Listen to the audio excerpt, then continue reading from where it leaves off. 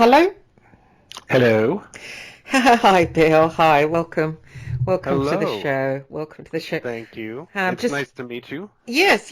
I just tell my listeners, we've got Bill Duvendack with us, who's a magician of quite some fame, and I'm sure you've seen him on YouTube. I definitely have, sharing about his books, about Enochian magic and the various systems. And I saw you sharing, Bill, and I thought, it'd be good to have you on to educate me and my listeners. Enochian magic, I don't know if that was your first choice of magical systems, but it's certainly very complex. And, I've read various books on it, but I'm still scratching my head. Oh, it's just, oh. No, I understand. It was not the first system that I learned, but it did grab my interest and attention early on in my path. So I've always had an interest in it. I think when the Enochian workbook came out by Gerald and Betty Schuler in the early to mid 90s, that's when I got interested in it because I picked up the workbook. I started to work through it and I thought, this is really freaking complex. Yeah. I don't know if I'm ready for this.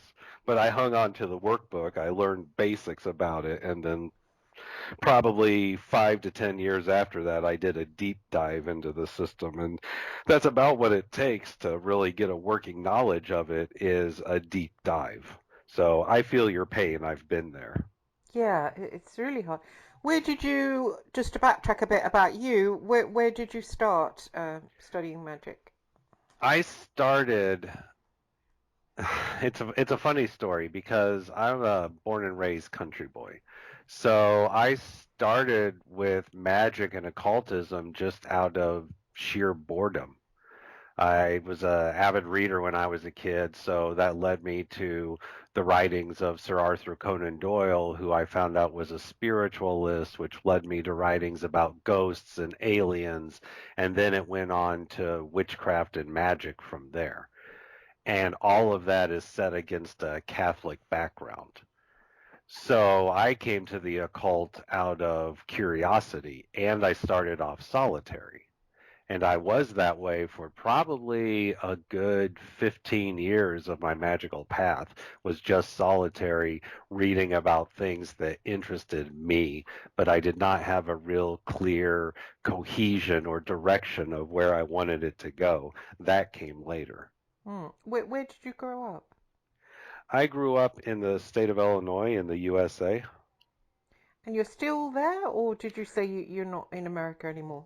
Correct. In November of 2019, I got married to a Polish woman, and then I moved over here the end of December 2019.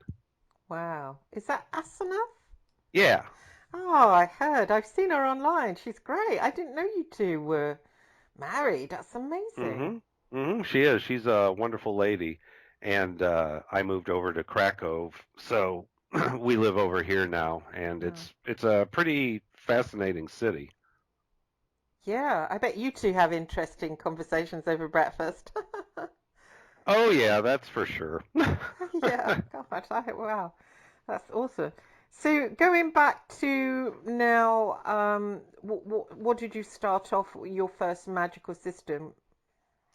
I started off learning witchcraft, and the first two non-craft books that I got were the Satanic Bible and the Necronomicon.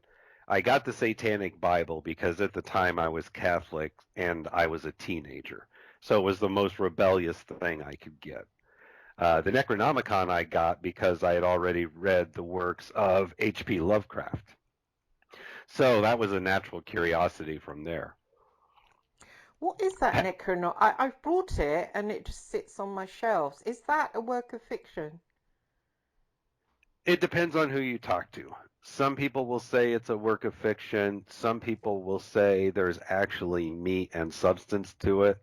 The version that you've got is the same one that I have. It's not connected to Lovecraft's writings, but it is inspired by a lot of his Cthulhu mythos. Some people say it's an actual grimoire. Other people say that it is fiction. Uh, but working with it, I can tell you that it gets results. So it doesn't matter if it's quote fiction, close quotes, or not. It's still an effective system of magic.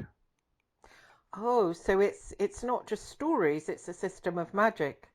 Yes, yes, it is very much so, based on Mesopotamian and Sumerian archetypes and approaches. Oh, I see. Didn't know that. I'm going to have to pick it up and look at it. And is that how do you work? Does it give clear instructions or? Yeah, it has clear instructions in there. It's got different rituals you can do and invocations. So it pretty much walks you through it by itself. You really don't need anything past that. Oh, excellent. And then you um, commune with the various spirits in there, which are the Cthulhu. I can't say that. I know it's so difficult, isn't it? Yeah, you commune with the different spirits in there, and there's different types of rituals that you can do. And those spirits, what kind of spirits are they? You know, they're old spirits. They do have a darker bent to them, but some of them don't. They're really primal and very raw. And with the resurgence of interest in Lovecraft's writings and with the first translations of the Sumerian baked clay tablets in the 1850s, there's been this new wave of welcoming all of these Mesopotamian deities. So that's kind of renewed the current and brought more interest into them. So you're starting to see more research on Marduk and Ishtar and Nana and El and a lot of those Mesopotamian deities, and the Necronomicon is usually what introduces people to it. Really? And are they called Marduk and El in the Necronomicon? Yes, yes, they are. God, I didn't know that. Wow. I've got it sitting on my shelf and I didn't even pick it It's up. So it's linked with the Sumerian texts. Yes, very much so. Some people have even made the argument that it is the only non-Christian grimoire of magic that's out there.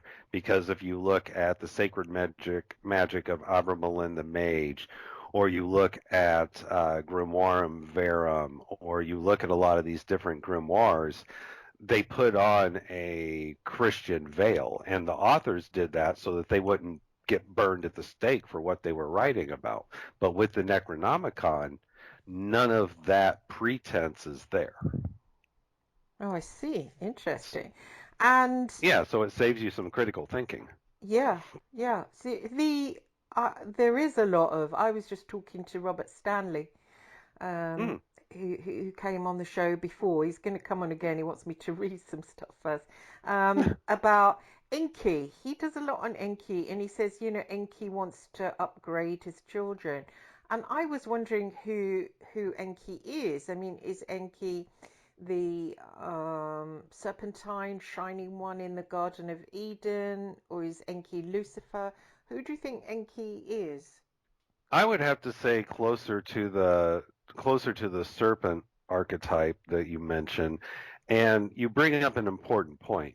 A lot of those early stories of the Bible, such as the story of Eve and the story of the flood and the story of the Garden of Eden, those are Hebrew retellings of older Mesopotamian and Sumerian myths. So if you put those stories to a critical eye, you can find a lot of deities from the Sumerian pantheon, and their stories have just been carried over to the Christian Bible. Oh, I see. They did a lot of damage, didn't they, the Christians? I mean, they're still doing it, aren't they? With it's They just, they did, yeah. it's just like a sort of giant lie that sort of spreads over everything, and it squishes everything somehow. Uh-huh. And coming into a culture and demonizing the existing one is kind of a common trait in various periods of history. But I agree with you that the one with Christianity and the Abrahamic faiths is one of the most pervasive. Hmm. And I was You just know, it reading. gets into everything. It does, it does. And I was just reading Lucifer's Court by Otto Rahn and the guest they had Mm, last week, talking about Richard Stanley, talking about, Otto Rahn and the Nazis and how they were searching for answers. And they just burned everybody. They burned millions, the Inquisition. yes, they did. And not only did they do that destruction and those crimes against humanity, but if it was of spiritual or religious value, they took it to their vaults at the Vatican. So who knows how much lost wisdom is actually there that Mm, we'll never see. mm. And of course, they're responsible for such a lot of evil, like monarch mind control and what's going on at the moment. I mean, I got brought up by the clergy in a care home, and they were, they're pretty, there's pedophilia and there's violence, and it's just, it's pretty dark. It is. And, the tendency for them is if something goes bad to basically call it back to the Vatican and make it go away. There's never any real solutions. Hmm, There's never any real pledge of change. And that's what makes it worse. They'd rather hide the problem than confront it. hmm. And I do like the idea of Christianity, the Jesus thing and love everyone, but sometimes it makes me think, and Jesus is very unlike the God of the Old Testament. I mean, what do you think of Yahweh? Is he one of the Mesopotamian gods? I know few people think that that's a storm god, Yahweh, and it's probably El. I mean, what's your opinion on Yahweh? Yeah, that's kind of what I lean towards is that Yahweh started off as a small cult of a storm god in Mesopotamia, so therefore could equate to El or Baal, and then just through time and power and influence grew into the Yahweh that we know today. Oh, I see. So it's a good example of how religion and particular deities can grow given enough support over the time. Hmm, hmm. And what about Jesus? How does that come in? Because people say that Jesus said, "Oh, the God of the Old Testament is my Father, and I am Him," etc., etc., etc. Yeah, see, I'm kind of like you where I like the idea of Jesus. He had good teachings. Christianity at its core Mm. is very good.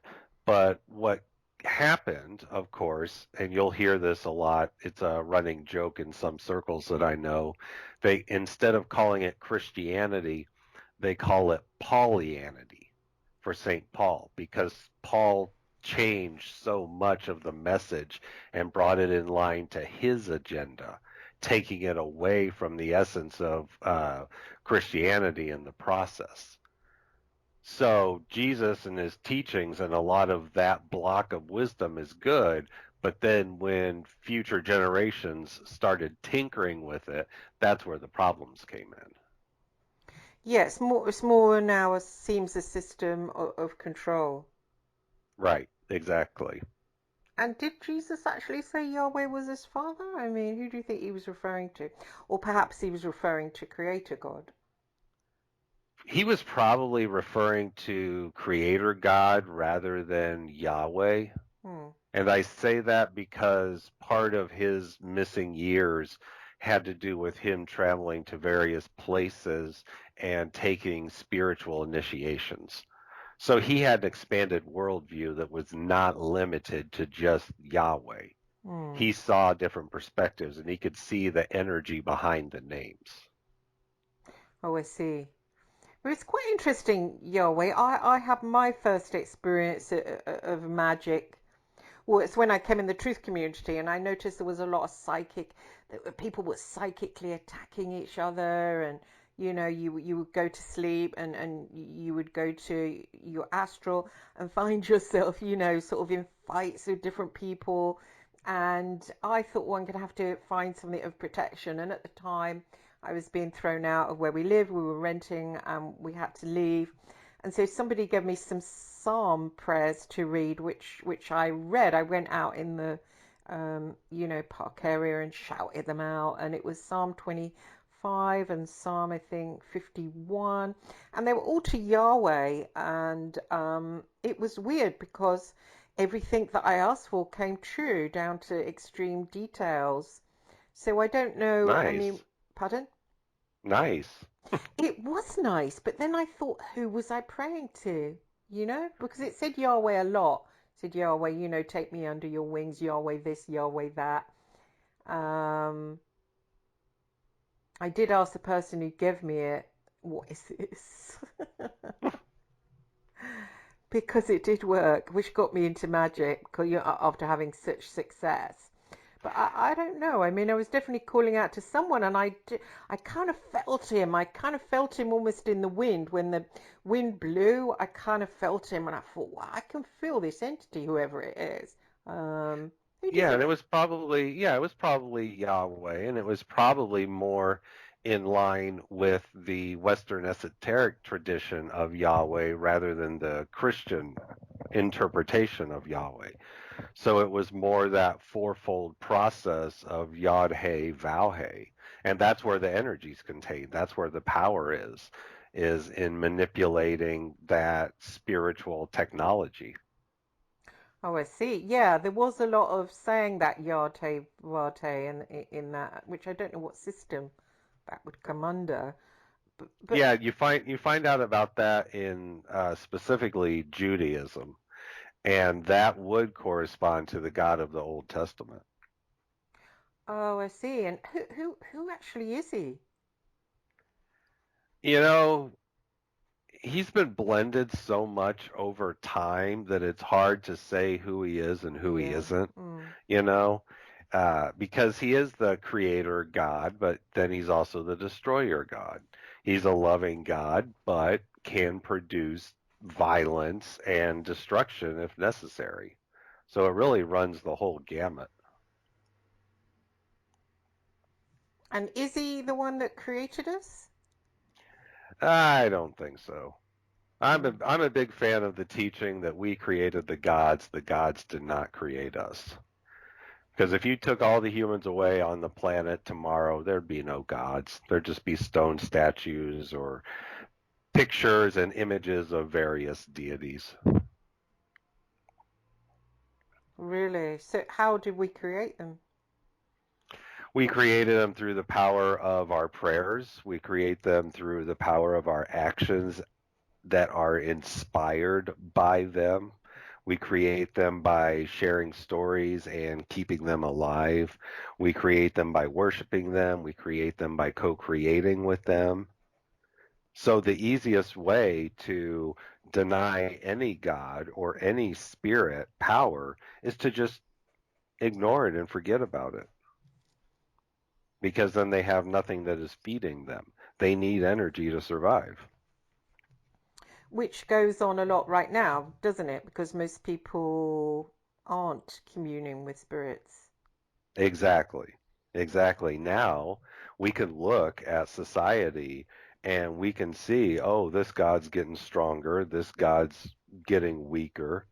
Where is this god? This god is just coming into being. You know, a real good example of this is Lucifer. Another good example of this are some of the goetic spirits that have become active in recent years through various movies. Hmm. So there's starting to be a lot more of an leveling of the playing field, so to speak. There's starting to be a lot more of not just one massively powered god, but lots of other gods that are powered almost as much. Yeah, it's strange, isn't it? I noticed the Lucifer thing, and Lucifer has been demonized, of course, by the church. Um, and as I was reading in Lucifer's Court about the Cathars believing that the Holy Grail was Lucifer's diadem as he fell, and they also believe that he gave us knowledge. Um, Yep. Again, that's a mix up of. I'd like them to be clear so we can say, right, that's that one, that's that one. But it's all muddied a little bit, isn't it? It is, and I'm like you. I would like it nice and clear cut and easy to understand and on the surface, but that's not really the way that these beings work, unfortunately. Of Oh, I course, that's see. not how humans work either. You Yeah. know, Why don't they every work? deity and every human is a spectrum. Yeah, that's true. So they can't delineate themselves as we'd like. Exactly. Yeah, it's a shame though, isn't it? So Lucifer's interesting, isn't he? I mean, is he that light bringer to humanity? Is he Enki? And is he trying to upgrade us right now? There is that thought out there, and I would have to agree that it's worth exploring and that there's a lot of truth to that. Yeah. And I agree with you. I feel that he is participating in upgrading us right now because we're moving into an era of more science and more clear thinking and more technology and less emphasis on toxic emotions.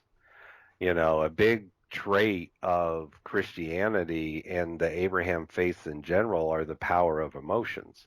And that's a good thing, except the downside to that is you get people that lose emotional control easier. And now we're moving more into a space of equilibrium where people are seeing the power of emotions, but they're also seeing the responsibility that has to go with it. Hmm. And is there this fourth dimension, fifth dimension rise, this change? Yeah, I mean, the fourth dimension is time.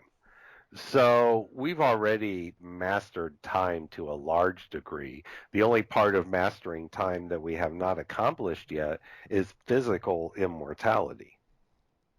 Other than that, with the leaps forward in artificial intelligence and a lot of technology, we already have immortality of consciousness in a lot of ways. Hmm. This is something I've been talking to Adam Knox from the Cult of You about, is the strengths and drawbacks of artificial intelligence. If you go to some different public services websites like your water or your electricity companies or even your internet provider, a lot of times a chat box will pop up if you have questions, Hmm. but when you start interacting with it, that is an AI. Hmm. So that means somebody programmed it. So Hmm. then if we took enough time, we could use the same structure for that to upload a lot of our memories and our consciousness into a computer and write the script to where it's just around forever. So we're already at that threshold. I don't think people realize that we're closer to that than ever. But it's quite scary, isn't it? Oh, horrifying. Yeah. Just like you and I are talking about it, I'm sure there's some supervillain evil billionaire out there who's probably doing it. Hmm. And you don't think there's a controller god that wants us to sort of stay as little animals? Yeah, I'm not a real big fan of that because that would require them to have a motivation to do it. Hmm. And I just don't see beings that massive getting focused on people on an individual level. It's more like the people that come to them and want to work with them. Those are the ones that the gods will be the most responsive to, not the ones that are just living their life and are not interested in God. There's nothing there. But for the seeker, there is something there because there's that devotion, there's that willingness to work, there's that gnosis of learning more secrets of the spirit and of the gods. Yeah, exactly. I didn't realize. I mean, when I had that interaction, when we were being evicted, and I was so desperate that I sort of screamed out, for help, and that being, that gave me that first inkling of that, that first inkling of that you can commune on a personal level with that whoever it was. I did seek, I did try and find, just to say thank you really, to that whoever it was I was communing with. You think that was Elle, do you? Probably, yeah. El that became Yahweh. Uh, and you might not have felt a strong connection when you wanted to show gratitude, but I pretty much guarantee that your gratitude was heard, I don't. because it was sincere. It Mm, was legitimate. You were seriously thankful for what you received. mm, And those kind of interactions with the gods are the most powerful. It's weird that you have to get so desperate to do it, though. Yeah, and that's part of the classic discussion of raising energy. It's all about how you alter yourself to be so spiritually focused that there is power in the purity of that focus. Mm, mm, So for some people and for the majority of people, the fastest way for them to achieve that is through desperation. mm, mm, Other people it's rage, other mm, people it's happiness. mm. Yeah, exactly. Mine was definitely just I didn't have anywhere to turn. I thought I can't, I'm going to end up on the street. I can't fix it. And I thought that's it. So I thought, well, I'm either going to just sit on the bloody street begging or, I'm going to do that.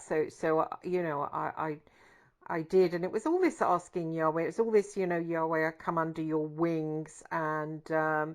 And I did search for L after, and I thought, somebody said it was L, somebody, And is there a system to work with L, or has L got an N or a sigil? I would actually have to look that up. I'm sure that there are sigils out there.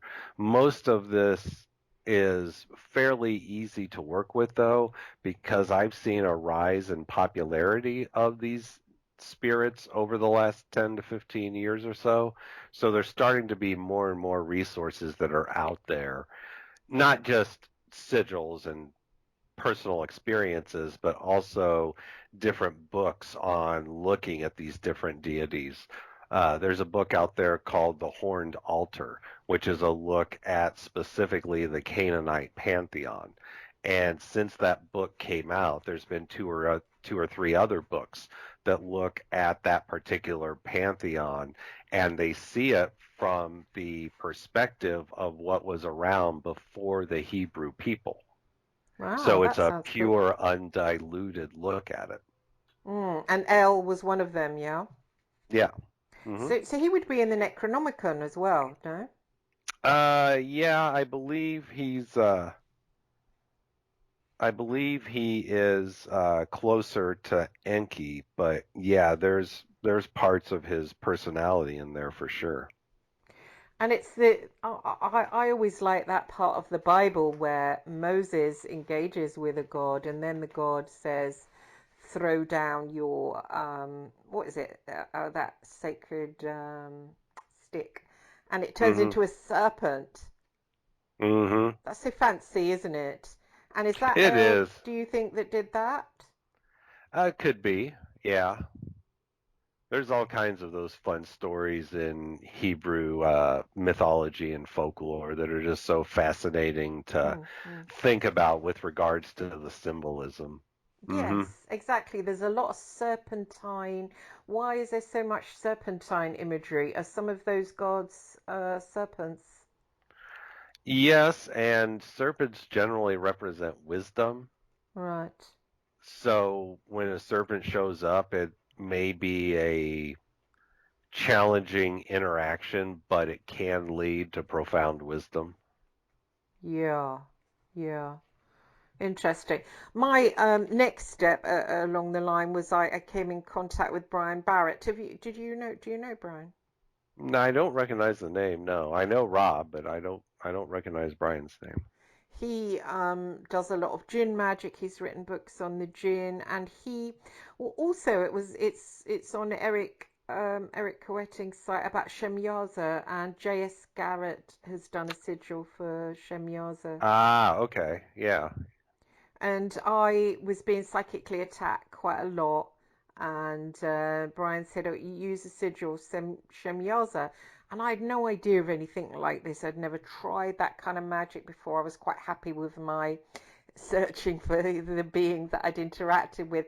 And he said, just to meditate. So I burned some charcoal, lit some real incense and candles, and did some sound bowl work. And I just stared at the sigil. And as I was staring at Shemyaza's sigil, it suddenly just this being I started to see inside my mind. And it was many winged. It had lots of eyes around it, lots of wings. And then I started communing with it, and I did some automatic writing around it, and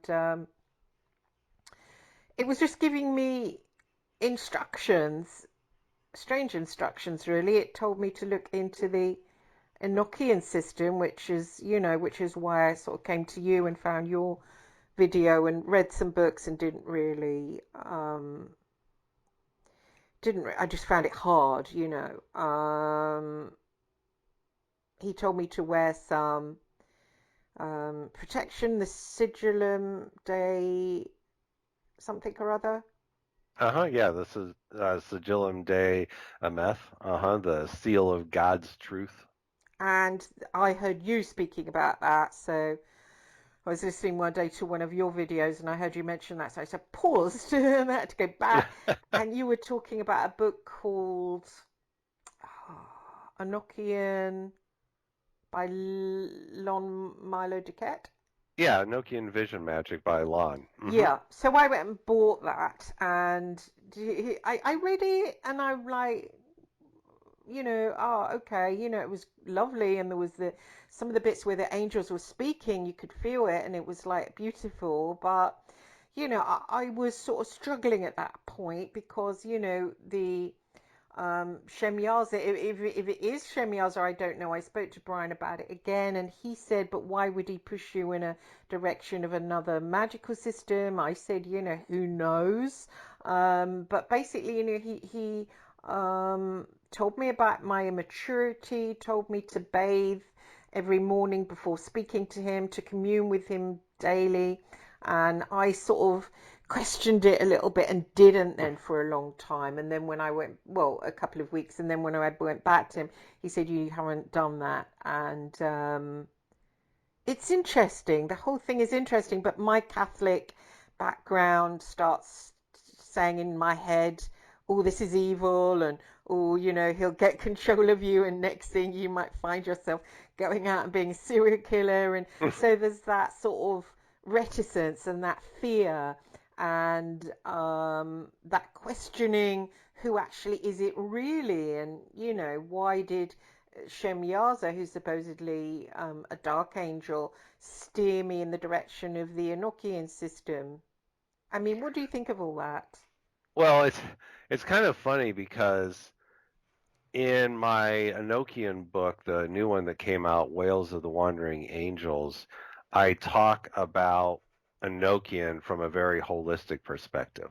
And what I mean by that is I discuss regular Enochian, but then I look at other Enochian writings that are a little bit on the darker side, like Michael Aquino and Anton Sander LaVey and a lot of those and how they interpreted Enochian.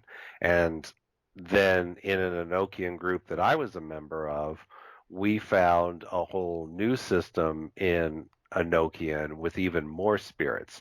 And the reason I'm breaking this down is that it's entirely possible that Shemyaza guided you to look at Enochian not for the standard Enochian, but for some of these hidden sets of spirits that are out there. Oh, I So see. it might not have been to work with like standard Enochian. It could have been to learn the system knowing that you would get introduced to other ways of interacting with those spirits and other sets of spirits in general.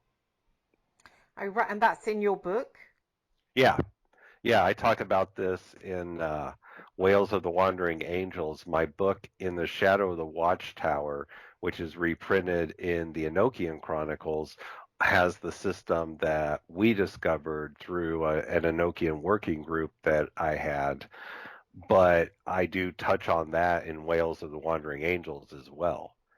The whole I guess focal point of Whales of the Wandering Angels was that it is an introduction book on Enochian, but in the bibliography, I list all the books and all the sources that I used. But unlike most bibliographies, I tell you why. So Right. then you just use that to figure out where to go from there. I love Lon Milo Duquette's Enochian Vision Magic. I think it's a fantastic book, but it's also not pure Enochian. You know, he incorporates it with other parts of ceremonial magic, which is how most people do it.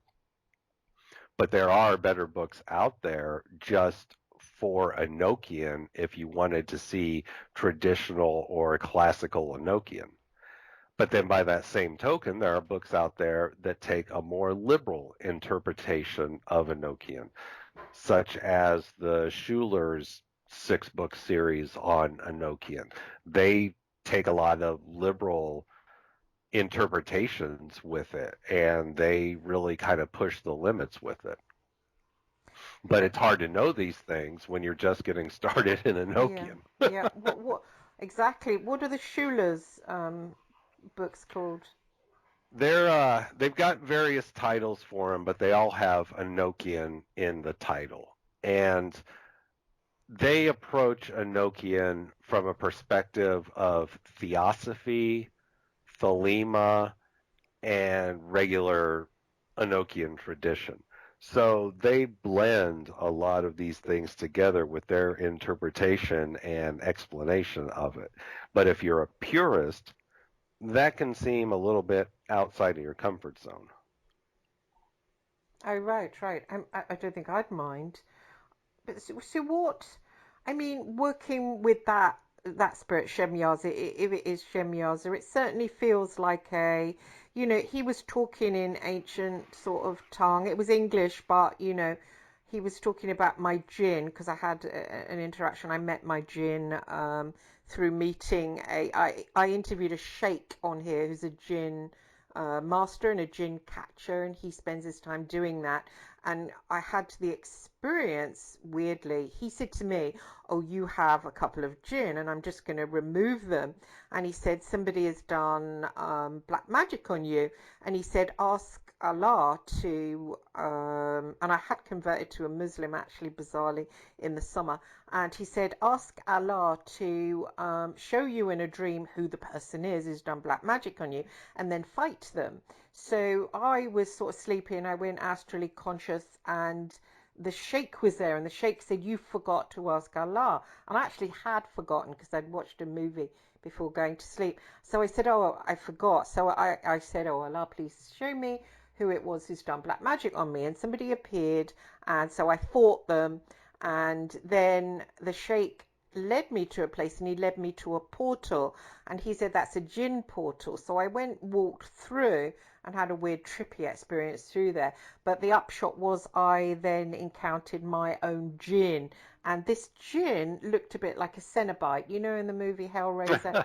I know, it Yep. was weird. I wanted something beautiful, but mine was like, so it looked mean, and he had, yeah, just like Pinhead, but without the pins that was shining. And he gave me an experience of that. He showed me through his eyes. I traveled through his eyes, and at the other side, he showed me these organs in jars, and he said, there's your brain, there's your liver, heart. And I looked down at myself and I was just a skeleton. And then he sort of put his hands around my neck and snapped it, and I felt my bones just fall to the floor. So I was like just sand. And it was just this amazing experience of lack of fear. It was just Hmm. it was just a really, really nice feeling. And I didn't have that much interaction with my jinn after, but Shemyaza said to bring flesh, to make an altar, and on the altar, that's where I commune with him daily, and to put on the altar fresh flowers for my jinn. And then he said to tell my jinn to align with him for 10,000 moons, 10,000 suns or 10,000 moons, something in that direction, which I found quite interesting. But I, I do try and sit there every morning. I do try and go and have a bath, and he told me not to eat meat, to purify my body, to, before I commute, to have baths, which sometimes I think I can't be bothered to jump out of bed first thing in the morning and have a bath and then go and sit an altar. So it's quite, it's quite difficult to have that, sometimes that lack of belief and that feeling of, but where will this lead me? Because it doesn't seem to me something that normal people will do. I mean, what do you think? No, I would agree with that, and that is something that a lot of people have a hard time developing is that daily discipline, that daily spiritual practice. And that's just, part of that's human nature. Part of it is really against society because we live in a disposable society that favors instant gratification. So to have a daily practice like we're talking about and something you're committed to routinely, that's not an instant gratification thing. That's an extended magical working that you're due. So, and I say that because if you kind of were hard on yourself or you beat yourself up over, oh, I missed it today. Hmm. Well, that's part of the learning process. There is no shame, there is no guilt. You just wake up the next day and try and do a better job. But there's also that, I mean, like you, I was brought up a Catholic, so there's that that sort of idea, am I interacting with a demon now? Is it going to lead me up the garden path? Am I going to find myself, going out and being a serial killer or something? Is it going to take control of me? And there's all that going through my head. And I know it seems ungrateful, but being brought up a Catholic, you have that kind of. Oh, totally. It took me probably close to a decade of intentionally working with that idea to heal it within myself. So I totally get where you're coming from. And is there a risk of if you're communing with a being that you might sort of, get taken over and sort of go and do something horrid, or I mean, or is that just bullshit? And there is a risk, but the risk is only as large as your belief that you can be possessed. Right. That's why so many people that are skeptical never get possessed and don't even have those kind of experiences because it's just not even in their mind that that could happen. Yeah. Well, I believe that it could, that I believe that they can do that kind of thing. And of course, some magicians, they do it deliberately, don't they? They let it come in. Oh yeah, for sure. That's the essence of invocation is you open yourself up enough to get the impressions and the information from that spirit. Wow. Do you do that? Uh-huh, yeah. I do invocations quite a bit actually. Not as much as I used to, but I plan on getting back to that in the near future. The trick is to train your psychic skills so that the doors of perception or the doors in your mind are not 100% open or 100% closed. Hmm. You want to be in control of how much that door opens. Which is difficult. Yeah. Exactly. Most people think it's an on or off switch, but it's really not. Mm. And what kind of, who do you work with? Who, is it the Enochian system now, or as John Dee worked out, or have you developed your own? Sounds like you developed your own. Mine, I am developing my own. It's in process, it's in formation. It's not where I want it to be, but it is much better than, or much clearer than it was many years ago. And that's part of the spiritual path, is for each one of us to find our own spiritual system that works for us. So hard, isn't it? It is. It's very time consuming. I know, and there's the idea that other people, haven't done it or aren't doing it, and then you're sort of out there. You feel like you're on your own doing it, and yeah, it's just scary. I mean, the Enochian system, I didn't really what I didn't understand about what John Dee, Edward Kelly had done. Why didn't they just sit there and look at sigils and contact that way? Why did they have to do those big diagrams? That is information that was revealed to D in their sessions. And the reason that it was given that way is partially because of the Enochian spirits. They chose diagrams and charts and graphs to convey messages. But part of it is the fact that that information was given to D in code, and D had to decipher it. And the angels did that because they felt they could not trust John Dee's scryer, Edward Kelly.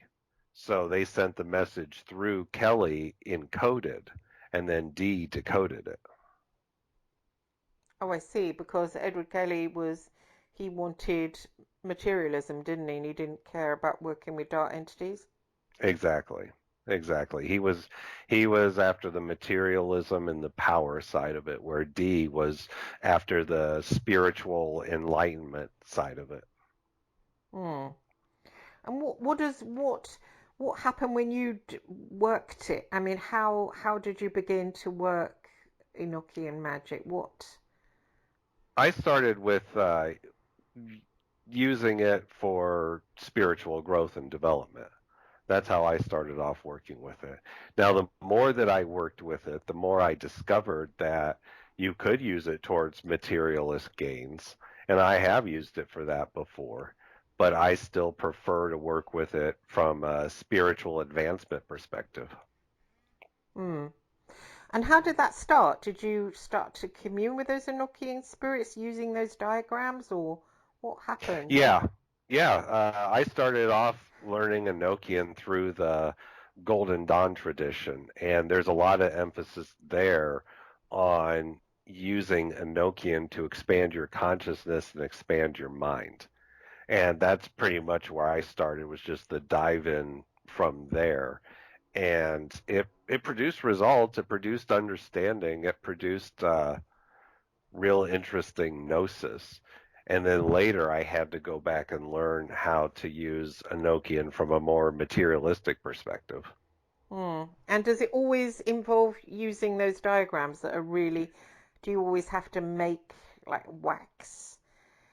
No, no. As a matter of fact, the most popular part of the system is the 30 aethers, which could be seen as 30 different states of consciousness or 30 parallel dimensions. And when you work with those, you're just scrying them. So you open the Aether, and then you basically just look and see what you see, and then extract messages from that. So you can just work with that and not touch any diagrams. For scrying sessions like that, I would encourage the use of the sigillum, but other than that, you're just staring at a crystal after vibrating Enochian words, and you're getting whatever messages that you get from there. Oh, right. And where do you get these Enochian words? Is that all in your book? Yeah, it's all in my book. Pretty much any book will have it. If you've got Lon Milo Duquette's Enochian Vision Magic, the calls of the Aethers and the explanation of all this is in there. Hmm. I didn't see that bit. It seemed because I did finish the book. I waded through it, and I didn't see calls of the ethers. No. I think it's in the very back. I don't have my copy with me to check, but I think it's like the last chapter or the second to last chapter. Right. And are the calls quite easy? So you do one call for each ether. Basically, yeah, there is a system to it, and you do one call to open up to the Aether, and then you do the call that aligns with that Aether to get better results. So it's kind of like you're going to somebody's house, and the call of the Aether is you knocking on the door. And then when they answer, the call for the particular Aether is you introducing yourself. Oh, I see. There's a second call. Is introducing yourself. Yeah, Wow, it's a bit complex, isn't it?